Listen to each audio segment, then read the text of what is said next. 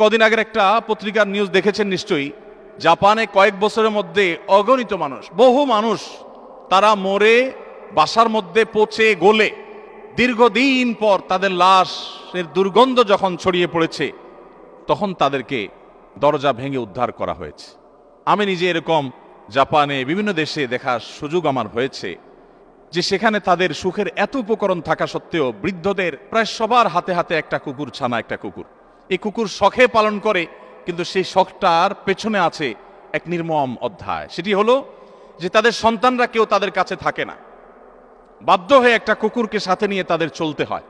ভাইরা আমার, আমাদের এই সমাজে এখনো বাবারা ছেলে মেয়ে অধপতন আমাদের চরমে। এরপরও আমাদের এই সমাজে বাবারা ছেলে মেয়েদেরকে যতটা ভালোবাসেন, আমাদের সন্তানরা বাবা মাকে যতটা ফিল করেন, পশ্চিমারা এগুলো চিন্তাও করতে পারে না, ওরা ভাবতেও পারে না।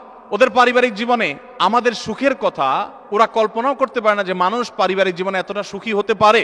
তাহলে আপনি যে মুহাম্মদ সাল্লাল্লাহু আলাইহি সাল্লামের আদর্শ, যার সংস্কৃতিকে ধারণ করে আপনি দুনিয়াতে পার্থিব সুখ অর্জন করলেন, আজ আপনি সেটাকে ছুঁড়ে ফেলে দিয়ে পশ্চিমাদের সভ্যতায় আপনি গা মাখাচ্ছেন। এর চাইতে বড় দুর্ভাগ্যজনক আর কোনো অধ্যায় হতে পারে না।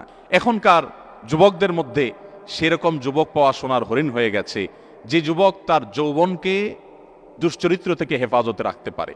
এরকম যুবক পাওয়া, এরকম যুবতী পাওয়া এখন সোনার হরিণ হয়ে গেছে। একটি কথা আমি বিভিন্ন জায়গায় বলার চেষ্টা করি, সেটি হলো স্রোতের তালে গা ভাসানোর জন্য কোনো যোগ্যতার প্রয়োজন হয় না।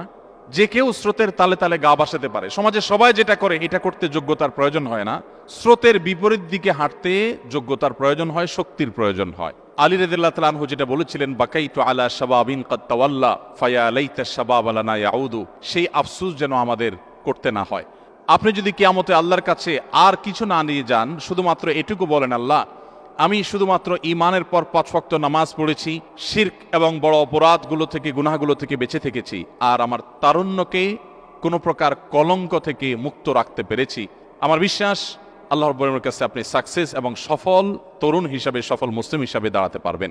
ডক্টর খন্দকার আব্দুল্লাহ জাহাঙ্গীর রহমতুল্লাহ আলাইহি বলতেন, আমার মতো দাড়ি পাকা, তিনি তার কথা বলতেন যে আমার মতো দাড়ি পাকা বৃদ্ধ আমি যদি রাত জেগে তাহাজ্জুদের নামাজ পড়ি তাতে যে পরিমাণ সওয়াব পাবো, তোমরা তরুণরা শুধুমাত্র 5 ওয়াক্ত নামাজের পাশাপাশি তোমাদের তারুণ্যকে যদি নষ্টামি থেকে, নোংরামি থেকে, ব্যভিচার থেকে, হারাম রিলেশন থেকে বাঁচাতে পারো, তো আমার বিশ্বাস আমার মতো বৃদ্ধের তাহাজ্জুদের চাইতে অনেক বেশি আল্লাহর প্রিয় পাত্র তোমরা হতে পারবে।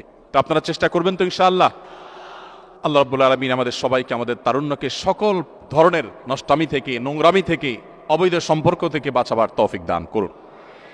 ভাইরা আমার, বিশেষভাবে আপনাদেরকে আমি অনুরোধ করব, কোরআনে কারীমের সূরা ইউসুফ আপনারা একটু পাঠ করবেন। ইউসুফ আলাইহিস সালাম কিয়ামত পর্যন্ত আগত সমস্ত তরুণদের জন্য কোরআনের দেওয়া সবচেয়ে উত্তম উদাহরণ, সবচেয়ে ভালো দৃষ্টান্ত। তিনি কিভাবে তার তারুণ্যকে হেফাজত করেছিলেন। 7 শ্রেণী যুবকের যে হাদিস আমরা বলেছি, অবাক করা বিষয় হলো যেখানে 7 শ্রেণীর মানুষকে আল্লাহ রাব্বুল আলামিন আরশের নিচে ছায়া দিবেন কিয়ামতের ভয়াবহতম দিনে, সেখানে 7 শ্রেণীর মধ্যে 2টা শ্রেণী আছে এই চরিত্র কেন্দ্রিক। তার একটা হলো সরাসরি শাবুন নাশা ফি ইবাদাতিল্লাহ, যে যুবক তার তারুণ্যকে আল্লাহর ইবাদতে কাটাবে। আরেকটা হলো ওই যুবক বা ওই যুবতী, ওই পুরুষ বা ওই নারী যাকে অন্যায় বা পাপের কাজে আহ্বান করা হবে, অবৈধ রিলেশনের জন্য কেউ অফার করবে, আর সে বলবে ইন্নী আখাফুল্লাহ, আমি আল্লাহকে ভয় করি, আমার এই তারুণ্যে আমি কোনো নোংরামি লাগাতে দেব না। যা হয়েছে তার জন্য তওবা করে পরিপূর্ণভাবে আল্লাহর কাছে ইস্তেগফার করে যদি আমি ফিরে আসি, আল্লাহ তাআলা পেছনের সমস্ত গুনাহ মাফ করবেন ইনশাআল্লাহ। এবং নতুন করে যদি কেউ সংকল্প করে এবং তার তারুণ্যকে সে যদি হেফাজত করে, শুধুমাত্র এই হারাম অফারকে যদি কেউ ডিনাই করতে পারে, এই ইমানি শক্তিটুকু কেউ যদি অর্জন করতে পারে, এই আমলের বিনিময়ে কিয়ামতের ভয়াবহতম দিনে সে আল্লাহর আরশের নিচে ভিআইপি প্যান্ডেলে স্থান পাবে ইনশাআল্লাহ তাআলা। আমরা সবাই চেষ্টা করব তো ইনশাআল্লাহ। সেই সাথে আপনাদেরকে বলতে চাই, প্রিয় নবী সাল্লাল্লাহু আলাইহি সাল্লাম তরুণদের মধ্যমপন্থী হতে উৎসাহিত করেছেন। আজ আমাদের তারুণ্যের একটা অংশকে আমরা দেখতে পাই তারা মধ্যম পন্থা থেকে বিচ্যুত হয়ে যাচ্ছেন। নবী করিম সাল্লাল্লাহু আলাইহি সাল্লাম সবসময় তরুণদেরকে মধ্যম পন্থা, সব বয়সী মানুষদেরকে, বিশেষভাবে তরুণদেরকে মধ্যম পন্থা অবলম্বন করার জন্য গাইড করতেন। অতএব আমরা মধ্যম পন্থা অবলম্বন করব, কোরআন এবং হাদিসের জ্ঞানে আমরা আলোকিত হওয়ার চেষ্টা করব।